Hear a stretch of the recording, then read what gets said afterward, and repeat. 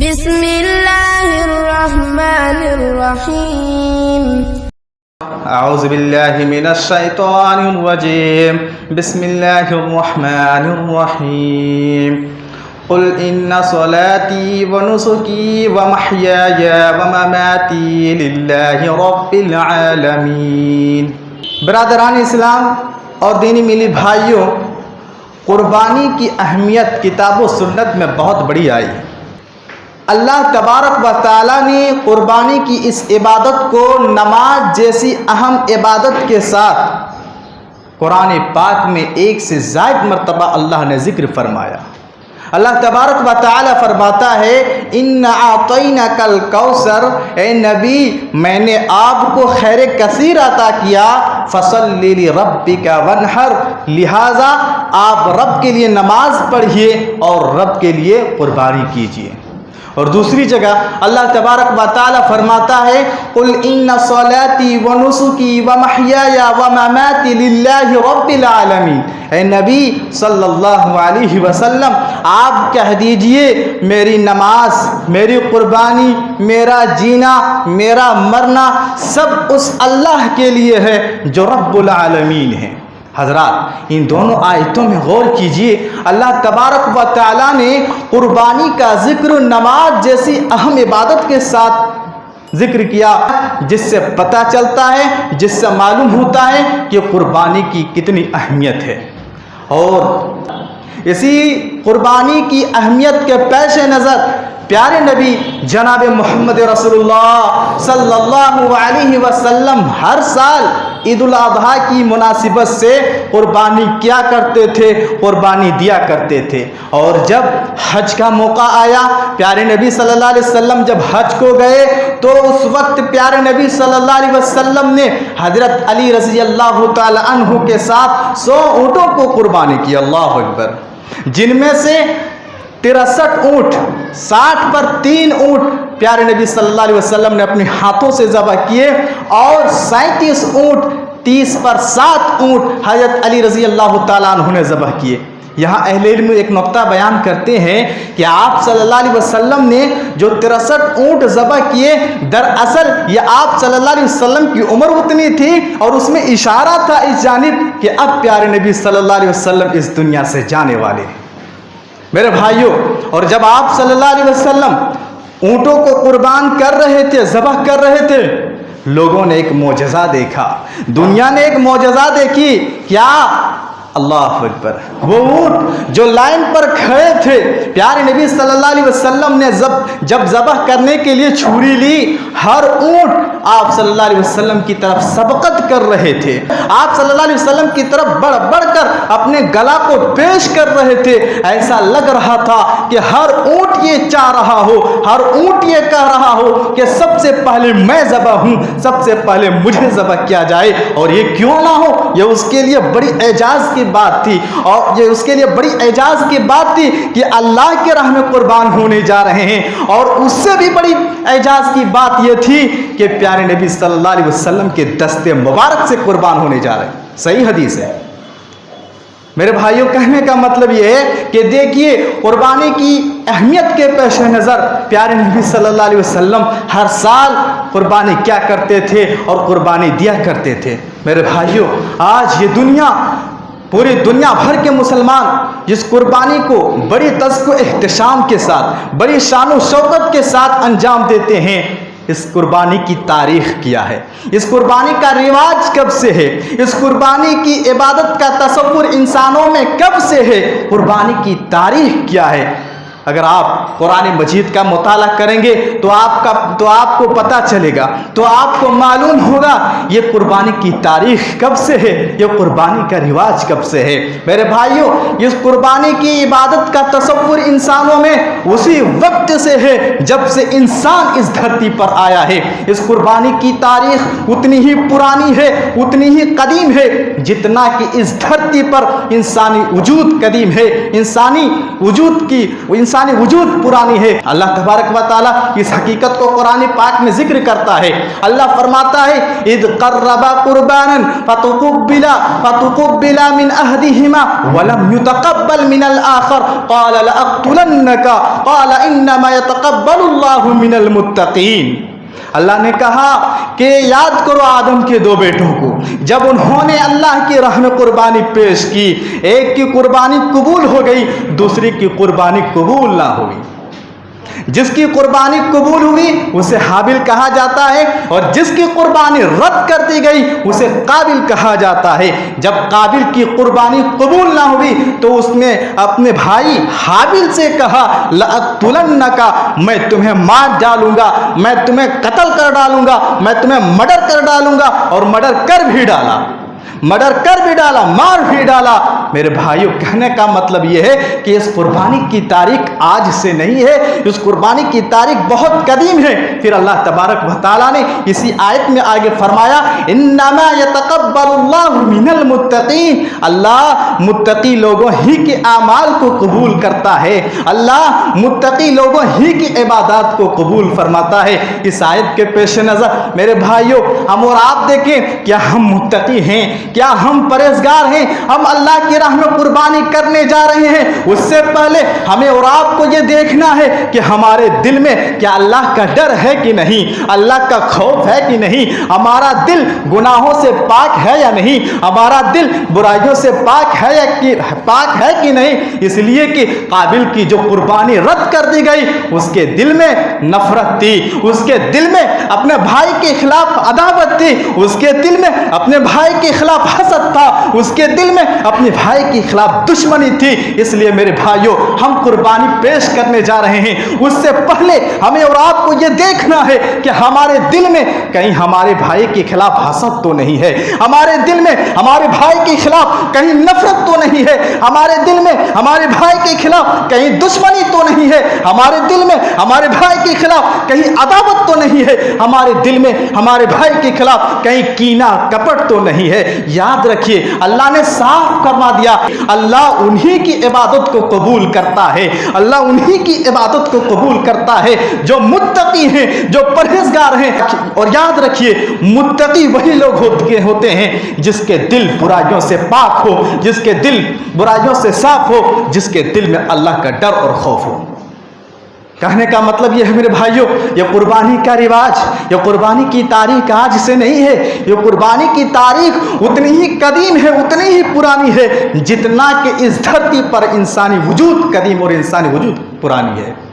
میرے بھائیوں، یہی وجہ ہے ہر شریعت میں قربانی کا رواج رہا ہے، ہر نبی نے اپنی امت کو قربانی کا طریقہ سکھلایا۔ اس حقیقت کو اللہ تبارک و تعالیٰ اس طرح بیان کرتا ہے وَلِكُلِّ أُمَّةٍ جَعَلْنَا مَنْسَكًا، اللہ فرماتا ہے ہم نے ہر امت کے لیے قربانی کا طریقہ مقرر کیا، ہم نے ہر امت کے لیے قربانی کا رواج مقرر کیا، تاکہ اللہ تبارک و تعالیٰ نے جو انہیں پالتو جانور عطا کیے ہیں، ان جانوروں پر اللہ کا نام لے کر اللہ کی راہ میں ذبح کرے، اللہ کا نام لے کر انہیں ذبح کرے۔ میرے بھائیوں، اس آیت سے معلوم ہوتا ہے کہ یہ قربانی ہر شریعت میں رہی ہے، ہر شریعت میں قربانی رہی ہے، ہر نبی نے اپنی امت کو قربانی کی تعلیم دی ہے، اور ہر نبی کی امتی اللہ کا تقرب حاصل کرنے کے لیے اللہ کی راہ میں قربانی دی ہے۔ پتہ چلا کہ یہ قربانی کا رواج ہر شریعت میں، ہر امت میں رہا ہے۔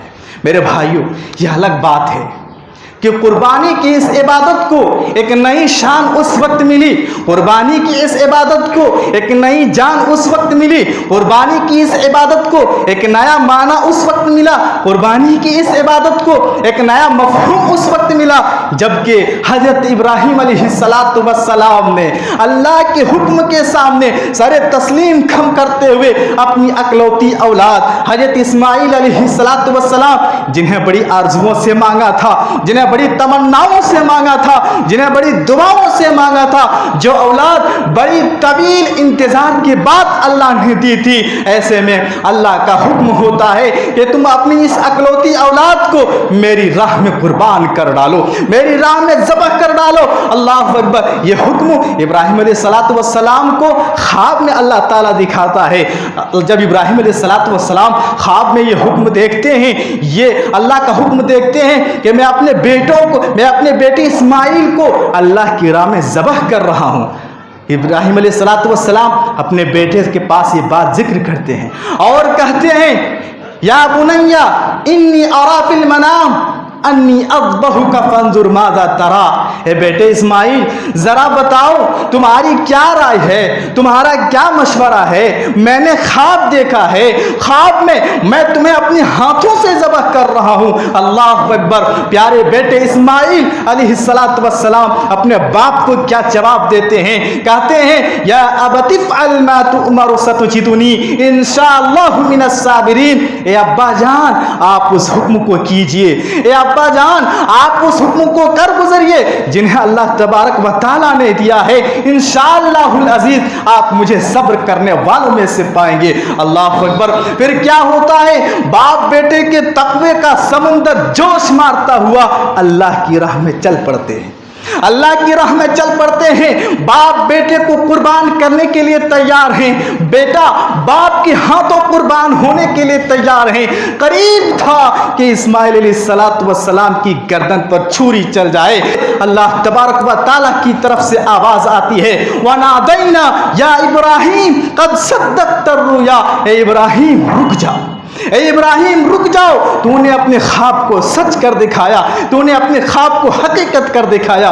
میرے بھائیوں پھر اللہ تبارک و تعالیٰ اسماعیل علیہ السلام کی جگہ پر ایک میڈھے کو بھیجتا ہے اور ابراہیم علیہ السلام اس میڈھے کی قربانی کرتے ہیں، اس جانور کی قربانی کرتے ہیں۔ کہنے کا مطلب یہ ہے میرے بھائیوں، یہ قربانی کو اس قربانی کی اس عبادت کو ایک نئی شان، اس قربانی کی اس عبادت کو ایک نئی جان اس وقت ملی جبکہ ابراہیم علیہ السلام اپنی اکلوتی بیٹے اللہ کے حکم کے سامنے اللہ کی راہ میں قربان کرنے کے لیے نکلے تھے۔ اب اندازہ کیجئے ابراہیم علیہ السلام اللہ کا خلیل یوں ہی لقب نہیں مل گیا۔ اگر ابراہیم علیہ السلام کی زندگی دیکھی جائے تو پوری زندگی امتحانات سے آزمائشوں سے بھری پڑی ہے، امتحانات سے بھرے پڑے ہیں، لیکن یہ جو امتحان تھا، یہ جو آزمائش تھی، بہت بڑی آزمائش تھی، بہت مشکل امتحان تھا، بہت بڑا امتحان تھا، لیکن اس امتحان میں بھی ابراہیم علیہ السلام کامیاب ہوئے۔ یاد رہے گردن میں چھری چلنا کوئی معنی نہیں رکھتا، ابراہیم علیہ السلام نے وہاں چھری چلا دی تھی جہاں چلنی تھی، کہاں؟ جو دل میں اپنے بیٹی کی محبت تھی، اس محبت پر ابراہیم علیہ السلام نے چھری چلا دی تھی، اور ابراہیم علیہ السلام نے یہ ثابت کر دیا کہ اللہ کی محبت پر کسی اور کی محبت غالب نہیں آ سکتی۔ اس سے ہمیں اور آپ کو سبق ملتا ہے کہ جیسے ابراہیم علیہ السلام اللہ کے حکم کے سامنے اپنی خواہش کو، اپنی اکلوتی اولاد کی محبت کو قربان کر دیا، اگر اللہ کا حکم آ جائے ہمیں بھی تیار ہونی چاہیے۔ اللہ کے حکم کے سامنے اگر ہمیں اپنی تمناؤں کی قربانی دینی پڑے ہمیں دینی چاہیے، اگر ہمیں اپنی خواہشات کی قربانی دینی پڑے ہمیں دینی چاہیے، اگر ہمیں مال کی قربانی دینا پڑے تو دینا چاہیے۔ الغرض اللہ کے حکم کے سامنے ہمیں جس چیز کا حکم مل جائے، تن من دھن کی قربانی دینے کی ضرورت پڑے تو ہمیں اور آپ کو تیار ہونی چاہیے۔ اسی طریقے سے میرے بھائیوں ایک بات جو اکثر لوگوں کے ذہنوں میں آتی رہتی ہے، میں آپ کے سامنے نقطہ پیش کرنا چاہتا ہوں، وہ کیا ہے کہ اس کے بعد اسماعیل علیہ السلام کا کیا ہوا؟ یہاں کے بعد سے اسماعیل علیہ السلام کا کیا ہوا؟ دراصل اسماعیل علیہ السلام کی ایک لمبی زندگی ہے، ایک لمبی تاریخ ہے۔ اسماعیل علیہ السلام آگے چل کر جوان ہوئے اور ایک سے زائد اسماعیل علیہ السلام نے نکاح کیے اور تقریباً 12 بیٹے اسماعیل علیہ السلام کے تھے، اور جب اسماعیل علیہ السلام کا انتقال ہوا اس وقت اسماعیل علیہ السلام کی عمر 137 سال تھی۔ اور سب سے بڑی خصوصیت یہ ہے کہ اسماعیل علیہ السلام کو اللہ نے نبی اور رسول بنایا۔ اللہ تبارک و تعالی سورہ مریم آیت نمبر 54 پر ارشاد فرماتا ہے وَاذْكُرْ فِي الْكِتَابِ اسماعیل اِنَّهُ كَانَ صَادِقَ الْوَعْدِ وَكَانَ رَسُولًا نَبِيًّا۔ اللہ اکبر۔ اسماعیل علیہ السلام اللہ کا نبی تھے، اللہ کے رسول تھے، اور وعدے میں سچے تھے، وعدے میں پکے تھے۔ الغرض میں کہنا یہ چاہتا ہوں کہ اسماعیل علیہ السلام کی ایک لمبی زندگی، ایک لمبی داستان ہے، کسی اور موقع پر دیکھا جائے گا۔ تو میرے بھائیوں، قربانی کا رواج یہ آج سے نہیں، بہت پرانی ہے۔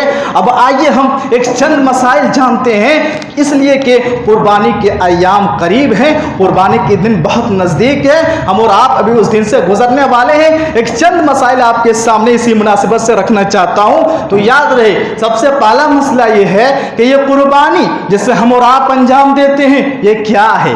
واجب ہے یا سنت ہے؟ اس بارے میں اہل علم کا اختلاف رہا ہے، لیکن صحیح بات یہی ہے کہ جمہور علماء اور اکثر اہل علم کہتے ہیں قربانی سنت موقدہ ہے۔ اور اس کی دلیل کیا ہے سنت موقدہ ہونے کی؟ حضرت ام سلمہ رضی اللہ تعالیٰ عنہ کی ایک حدیث ہے جس میں پیارے نبی صلی اللہ علیہ وسلم نے فرمایا کہ جو قربانی کا ارادہ رکھتا ہو، جو قربانی کرنا چاہے، ذی الحجہ کا چاند طلوع ہونے کے بعد وہ اپنے بال اور ناخن وغیرہ کو نہ تراشے۔ اہل علم کہتے ہیں اگر قربانی واجب ہوتی تو یہاں یہ اللہ کے نبی صلی اللہ علیہ وسلم تعبیر نہ کرتے کہ جو قربانی کرنا چاہے، جو قربانی کا ارادہ رکھتا ہو۔ لیکن قربانی سنت موقدہ ہے، اس کا مطلب یہ نہیں کہ اس کی کچھ اہمیت نہیں، بہت اہمیت ہے اس کی۔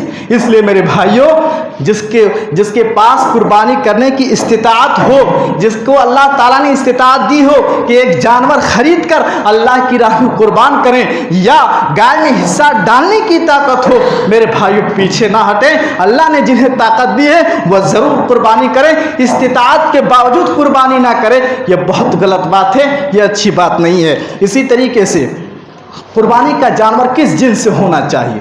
تو یاد رہے، قربانی کا جانور اونٹ، گائے، بھیڑ، بکری کی جنس سے ہونی چاہیے۔ اللہ تبارک و تعالیٰ فرماتا ہے اَلَا رَزَقَهُم مِّن بَهِیمَةِ الْأَنْعَامِ۔ یہاں جو اس آیت کریمہ میں بہیمۃ الانعام ہے، اس آیت سے مراد، اس جملے سے، اس لفظ سے مراد مفسرین کہتے ہیں یہی چار جانور ہیں، اونٹ، گائے، بھیڑ، بکری۔ اور یاد رہے ان چاروں میں نر اور مادہ آپ جو چاہیں اللہ کی راہ میں قربانی دے سکتے ہیں۔ اونٹ، اونٹنی، گائے، بیل، بھیڑ، بھیڑی، بکرا، بکری، آپ کو جو میسر ہو آپ اللہ کی راہ میں قربانی دے سکتے ہیں۔ اسی طریقے سے ایک بات آتی ہے کیا بھینس کی قربانی دے سکتے ہیں؟ کیا بھینس کی قربانی جائز ہے؟ تو یاد رہے اس میں بھی اہل علم کا بڑا اختلاف ہے، لیکن صحیح بات یہی ہے کہ ہمیں انہی جانوروں کی قربانی دینی چاہیے جس کا ذکر ہماری شریعت نے کی ہے، جس کا ذکر ہماری شریعت میں ہے، ہمیں انہی جانوروں کی قربانی کرنا چاہیے جس پر بہیمۃ الانعام کا اطلاق ہوتا ہے۔ لہٰذا صحابہ سے، نبی صلی اللہ علیہ وسلم سے بھینس کی قربانی ثابت نہیں ہے، اس سے بچنا چاہیے۔ اسی طریقے سے قربانی کا جانور عیب سے پاک ہونا چاہیے، موٹا، تازہ، فربا، صحت مند ہونا چاہیے، نقص عیب نہ ہو۔ بالخصوص 4 عیوب سے قربانی کا جانور پاک ہونا چاہیے۔ پیارے نبی صلی اللہ علیہ وسلم فرماتے ہیں وہ جانور جو لنگڑا ہو اور اس کا لنگڑا پن واضح ہو، وہ جانور جو کانا ہو اور اس کا کانا پن واضح ہو، وہ جانور جو بیمار ہو اور اس کی بیماری پن واضح ہو، وہ جانور جو کمزور ہو، لاغر ہو، اس کی ہڈیوں میں گودا نہ ہو، تو ایسے جانور کی قربانی اللہ کی راہ میں نہ دیں۔ الغرض اللہ کی راہ میں موٹا، تازہ، صحت مند جانور کی قربانی دینی چاہیے۔ اسی طریقے سے قربانی کا جانور کا دانتا ہوا ہونا ضروری ہے۔ قربانی کا جانور دانتا ہوا ہونا چاہیے، کیا مطلب؟ یعنی وہ جانور جس کی پیدائشی دانت جھڑ چکے ہوں، جس جانور کے دودھ کا دانت جھڑ چکے ہوں۔ پیارے نبی صلی اللہ علیہ وسلم نے فرمایا لا تذبح الا مسنہ، कुर्बानी मुसिन्ना जानवर ही का दिया करें। मुसिन्ना मतलब वही जानवर जिसके दूध के दांत झड़ चुके हों। और अहले इल्म कहते हैं उम्र के एतबार से ऊंट जब 5 साल का होता है तो मुसिन्ना होता है, गाय जब 2 साल की होती है तो मुसिन्ना होती है, बकरी जब 1 साल की होती है तो मुसिन्ना होती है। लिहाजा हमें और आपको ये ख्याल रखना चाहिए, ऊंट 5 साल से कम का ना हो, गाय 2 साल से कम की ना हो, बकरी 1 साल से कम की ना हो। इसी तरीके से मेरे भाइयों, कुर्बानी का वक्त क्या है? कुर्बानी का वक्त क्या है? तो याद रहे, कुर्बानी का वक्त ईद उल अजहा की नमाज से लेकर, यानी ईद उल अजहा की नमाज के बाद से लेकर 13 ज़िलहिज्जा के मगरिब तक है। आप इस दरमियान कुर्बानी कर सकते हैं। नमाज ईद से पहले अगर कोई कुर्बानी करे, ये कुर्बानी नहीं मानी जाएगी। नमाज ईद से पहले कुर्बानी करे, वो कुर्बानी नहीं मानी जाएगी। प्यारे नबी सल्लल्लाहु अलैहि वसल्लम के ज़माने में ऐसा वाक़या पेश आया कि कुर्बानी से पहले, नमाज ईद से पहले जानवर ज़बह कर दिया। प्यारे नबी ने कहा यह तो महज गोश्त है, यह कुर्बानी नहीं है। इसलिए मेरे भाइयों, नमाज ईद के बाद ही कुर्बानी करनी चाहिए, नमाज ईद से पहले नहीं। और ख़ास बात आखिर में जो मैं कहना चाहूँगा, बहुत सारे मसाइल हैं, लेकिन एक ख़ास बात जो मुल्क के हालात के तनासुर में आपके सामने कहना चाहूँगा। मेरे भाइयों, हम सब मुल्क के हालात से वाकिफ़ हैं। हमारे मुल्क में शरपसंदों की कमी नहीं है, फितना परवर की कमी नहीं है। ये लोग मौके की तलाश में रहते हैं, कब मौका मिल जाए हम फितना फैलाएंगे, हम फसाद फैलाएंगे। शरपसंदों की इस मुल्क में कमी नहीं है। इसीलिए मैं खास कर नौजवानों से कहूँगा, जब आप जानवर ज़बह कर रहे होंगे या जानवर का गोश्त काट रहे होंगे, बराए मेहरबानी अल्लाह के वास्ते उसकी तस्वीर ना निकालें, उसका वीडियो ना बनाएं, इसलिए कि शरपसंदों का थोड़ा मौका मिलना चाहिए, फिर वो फितना कर डालते हैं, फसाद कर डालते हैं। हमें और आपको एहतियात करना। और वैसे भी अगर देखा जाए, ये फोटो निकालना, वीडियो करना, ये एक दिखावा में आ जाता है, ये रियाकारी में आ जाता है। और याद रहे, अल्लाह तबारक व तआला उसी इबादत को कबूल करता है, उन्हीं आमाल को अल्लाह कबूल करता है जिन आमाल में इखलास हो, जिन आमाल में खुलूस हो, जिन इबादत में इखलास हो। अल्लाह तबारक व तआला उस अमल को कबूल नहीं करता जिसमें रियाकारी आ जाए, जिसमें दिखावा आ जाए, जिसमें रिया और नुमूद हो। अल्लाह ऐसी इबादतों को कबूल नहीं करता। अलगर्ज मसाइल बहुत से हैं, वक्त हो चुका है। मैं आप अहबाब से फिर ये कहना चाहूँगा, ख़ास कर नौजवानों से, कि बराए मेहरबानी वीडियो और तस्वीर ना खींचें जब आप जानवर को ज़बह कर रहे हों या गोश्त काट रहे हों। और ख़ास कर एक बात और देखा ये जाता है, हम मुसलमान इसमें बहुत पीछे हैं कि पाकी सफाई का ज़रा हम इस्तेमाल नहीं करते, गलाज़त जहाँ चाहते हैं फेंक देते हैं। हमारे अड़ोस पड़ोस में गैर मुसलमान रहते हैं, रास्ते से हर किसी का गुजर होता है, हमें किसी को तकलीफ नहीं देना चाहिए। या अल्लाह के रसूल की हदीस है, पाकी सफाई आधा ईमान है। अफसोस होता है, आप मुसलमानों की गलियों से गुजरिए, मुसलमानों के घरों के पास से गुजरिए, सबसे ज्यादा आज गंदगी वहीं दिखाई दे रही है। अफसोस है, जिस शरीयत ने हमें पाकी सफाई की तालीम दी है, जिस शरीयत ने हमें गंदगी से रोका है, जिस शरीयत ने हमें तकलीफ देने से रोका है, आज हम वही कर रहे हैं। मेरे भाइयों, इस चीज का खास ख्याल रखिए। पाकी सफाई का, जानवर का जो भी गंदगी हो या जो भी गलाजत हो, गंदगी हो, रास्ते में ना फेंके, जहां फेंकने की जगह है वहां फेंके। अल्लाह तबारक व तआला से दुआ कीजिए, या परवरदिगार जो भाई कुर्बानी देने जा रहे हैं उनकी कुर्बानी को कबूल फरमा। या परवरदिगार हम तमाम मुसलमानों के दिलों में अल्लाह इखलास और खुलूस पैदा फरमा।